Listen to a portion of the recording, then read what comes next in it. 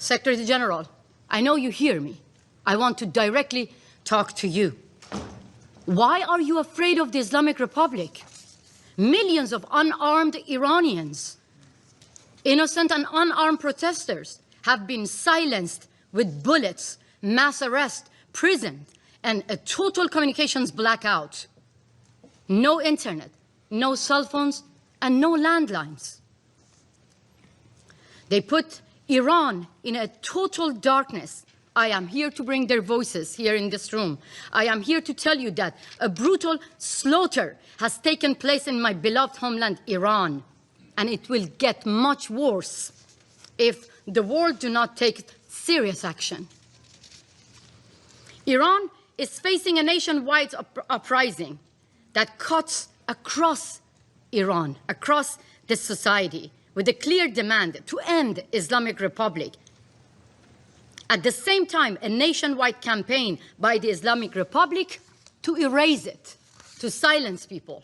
The protests start on December 28th, sparked by collapse of Iranian currency, but immediately turned into what Iranian people call it, a revolution, a total rejection against 47 years of tyranny and oppression. Protest spread to more than 100 cities and involved every layer of the societies: shopkeepers, workers, teachers, nurses, and those who wave the historic lion and sun flag, and those ethnic minorities, including Kurds, Baluch, all other minorities, men and women, shoulder to shoulder in the streets. When it comes to freeing Iran, I have to say that loud and clear, that all Iranians are united. From Tehran to Tabriz, to Rasht to Ahvaz, from major cities to small towns and villages, that we barely even heard the names of those small towns and villages in the media. They are in the street. Millions of Iranians flooded into the streets, demanding that their money stop being stolen and sending to Hamas, to Hezbollah, to Houthi, the money of the workers, the money of innocent people who do not have now the capability of to buy a bread. The entire nation looking at freedom right now. What followed was regime using military weapons, AK-47 against innocent people. According to Iran International Media Broadcasting, the death toll has passed more than 12,000. Just a day later, CBS reported more than 20,000 people have been killed, and they are not the numbers. They are not the statistics. We don't even know the real numbers. Citizen journalists from inside Iran have sent videos showing piles and piles of body bags on the top of each other. Iranians exiled. Because of the internet shutdown, they zoom in to make sure whether their relatives and their beloved one are on the body bags or not. I myself have received urgent phone call and phone messages from Iranians, thanks to Starlink, inside the country, asking outside world for urgent help. خیلی آدم‌های زیادی کشته شدن. قتل عام وحشتناکی رخ داده. به چشم دیدیم تو خیابونا و در خونه‌هامون آدم بود در خونه کشته، دختر 17 ساله، 18 ساله، 16 ساله در خونه کشته شده. نمیتونم الان واقعا اسم بگم، چون واقعا امروز اگر مثلا تلفن من فرود بشه یا هر اتفاقی بیفته ممکنه براشون برای بعضی خیلی اتفاقات بعدی بیفته. One activist who cannot be named for his safety told me the streets are full of dead bodies. They are finishing off the injured in the street. They told me the security forces have stormed into hospitals and taking away the injured. I have also received multiple messages from families of victims who say the security forces forced them to pay money to take the dead body of their beloved one to bury them. On January 8, 2026, the Islamic Republic shut down the internet the internet and imposed a technical blackout. Not to stop protests, because people are fed up and they are in the streets anywhere, but to hide their crimes, their brutality. This was not a technical mistake or failure, it was deliberate. When a regime turns off the internet during mass killings, and at the same time, the leaders of the same regime using the privilege of freedom of speech on social media to mislead the rest of the world, it is not about restoring order. It is about destroying the evidence. If it was not for Starling inside Iran, we couldn't have been able to have even these informations. The Islamic Republic does not limit its crimes within its own borders. They kill their opponents at home and target those who expose their brutality abroad. Here, even here, on US soil, and every corner of the world, in Europe, in Canada, in Australia, everywhere. And they are not alone. This is called transnational repression, and the Chinese government helping them, Venezuelan dictators are helping them, Russian mobsters being hired by the Islamic Republic to target their dissidents and opponents beyond their own borders. I now address the representative of the Islamic Republic directly. You have tried to kill me 3 times.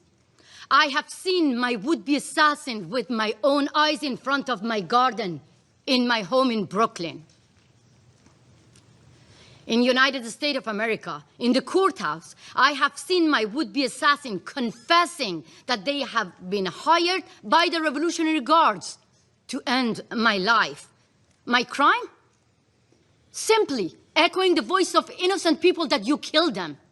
Your leader, Ali Khamenei, he ordered my killing. He said that American agent who compared compulsory hijab to the Berlin Wall must be killed. I am that woman, and I am not the agent of America. I have agency, but I am thankful to American government and the law enforcement to protect my life. And it was not, if it was not the protection of the law enforcement, I couldn't have been here to testify for millions of people who are facing the same killers, facing the same terrorist regime in my country. Yes, protection matters. چند روز آینده اتفاقی نیفته همه ایران قتل عام میشن. همه ایران قتل عام میشن. به خدا نمیخوام اغراق کنم، ولی واقعا وضعیت وحشتناک و خفقانه خیلی.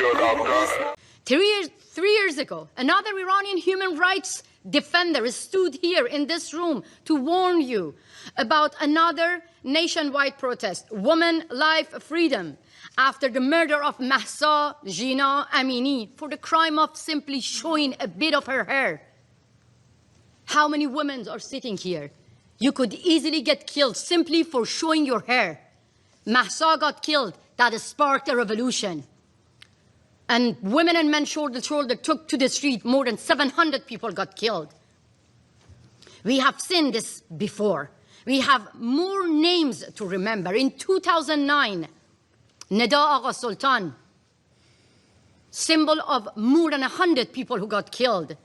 They named President Obama to protect them. President Obama was looking to open the doors of diplomacy to a regime whose language of negotiating with its own people is guns and bullets.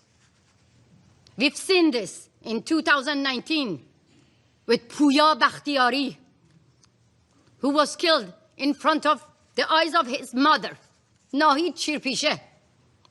At the same time, President Biden was trying to keep the doors of diplomacy open, handing out billions of dollars to the regime that forced the family members to give money to the regime to take the dead body of their beloved one back. Faced with a regime using military weapons against civilians, the Iranian people are asking the world to help through actions, not back-to-back meetings and empty condemnation. We don't need empty words. People of Iran are asking the Islamic Republic no are telling you the Islamic Republic no longer can be reformed and asking you that the Islamic Republic no longer be treated as a legitimate government. Today, the number of those killed is much higher than I told you. This regime, again and again, cannot be reformed. Let me be very clear. The Islamic Republic behave like ISIS, and the Islamic Republic must be treated like ISIS. This is how you can save lives. Thank you so much. Death to Khamenei, they chant. This is in Abdanan. Huge crowd, they're not going anywhere. Crazy.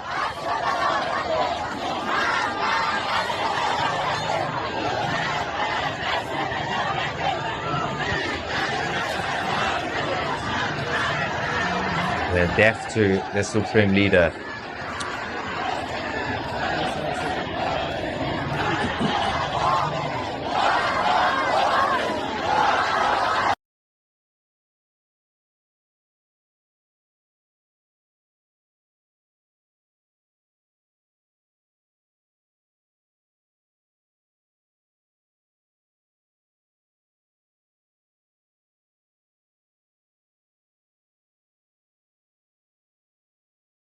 Few years ago, when I was a student, the Iranian regime arrested me and sent me to jail for attending a demonstration, exactly that thing we see in the street right now in Iran.